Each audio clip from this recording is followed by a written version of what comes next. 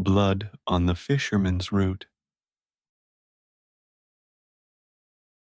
It was a cold January morning in 2011 on a deserted road connecting the port city of Grayshore to the village of Seabreeze. A horrifying discovery was made. Inside a tattered burlap sack abandoned among the garbage of a forgotten landfill near Fisherman's Crossing lay the lifeless body of a young boy. It was 7 a.m. when a few passers-by noticed the terrible smell and alerted local authorities. Soon, Deputy Prosecutor Samir and Chief Inspector Elias arrived at the scene, bracing themselves for what awaited them. The body was already decomposing. The boy's features distorted almost beyond recognition. The forensics team combed the area for evidence. The body was moved to the municipal morgue in Grayshore, where the coroner confirmed the victim was about 12 years old. Cause of death: a massive head injury caused by a blunt object. Signs of sexual assault were tragically evident. An urgent analysis of biological samples was ordered.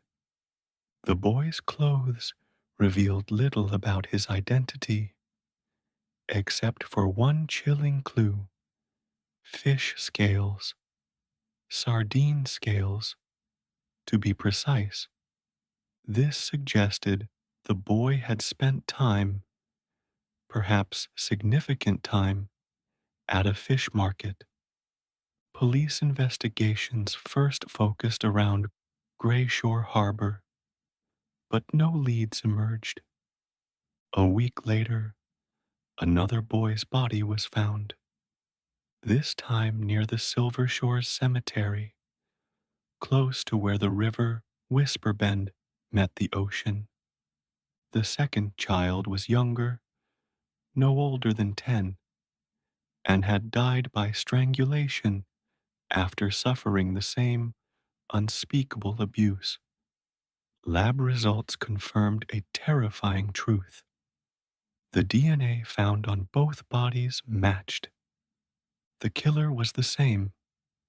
2 weeks later, a third child was found near the entrance to Seabreeze Village, discarded like trash. Again, sardine scales were found clinging to the torn clothing. The authorities now knew the killer targeted vulnerable children around fish markets. He left behind the same biological traces at each crime scene. The investigation shifted to the two biggest sardine ports, Port Marlin and White Harbor. Given its proximity to the murders, White Harbor became the focal point. Undercover agents infiltrated the bustling fish market. They watched, waited, hoping for a mistake. Their patience paid off. One humid afternoon, an informant spotted a shady fishmonger, Rami, winning numerous sardine auctions, unusually many. More suspiciously, he was often seen accompanied by poor, stray children who roamed the docks, desperate for scraps.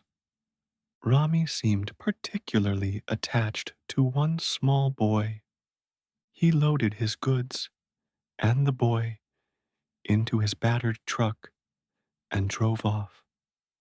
Unbeknownst to him, plainclothes officers followed from a discreet distance.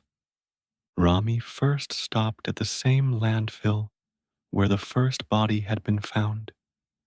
He got out alone, perhaps to scope the place out. Later that night, deep into the forests near Hollow Pines, He tried to force the boy out of the truck. The boy resisted, screaming for help, but Rami smothered his mouth with one hand and struck him brutally on the head. The boy collapsed, semi conscious. That was when the officers moved in. They arrested Rami before he could commit yet another atrocity.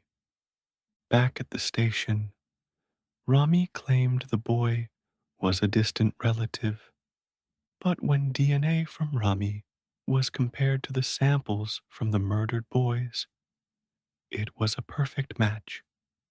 Cornered by the evidence, Rami confessed not only to these murders, but to 5 other killings years earlier. Revenge, he said, against men who had abused him during his own shattered childhood in Grayshore's old quarter.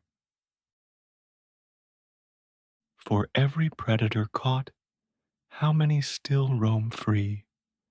Trust is a luxury. Vigilance